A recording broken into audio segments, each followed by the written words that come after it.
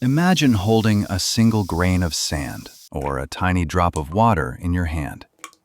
Now imagine that inside this tiny grain or drop, there's an invisible world, organized with extreme precision.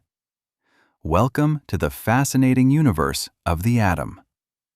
Everything around you, your body, your pen, the clouds, the water, is made up of atoms, the tiny building blocks of matter. But what's inside an atom?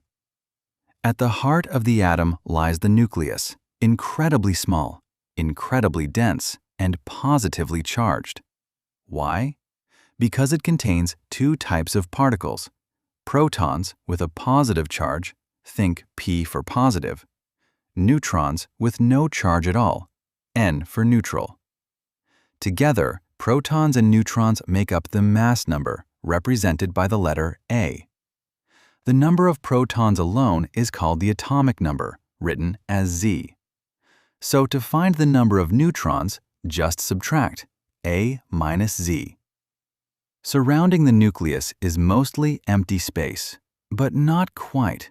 A cloud of electrons carrying negative charge moves at lightning speed.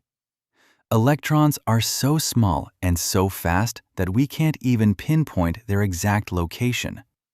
They occupy energy levels, invisible layers around the nucleus. In a neutral atom, the number of protons equals the number of electrons. The positive and negative charges balance each other, making the atom as a whole electrically neutral. Let's take a simple example: a hydrogen atom. Z equals 1 proton.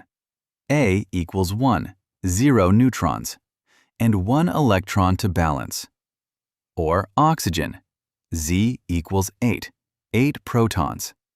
A equals 16, 8 neutrons, and 8 dancing electrons orbiting the nucleus. When these electrons jump from one energy level to another, they absorb or release energy. This is how light is born. Every flash of light, every chemical reaction, begins with a tiny movement at the scale of the atom.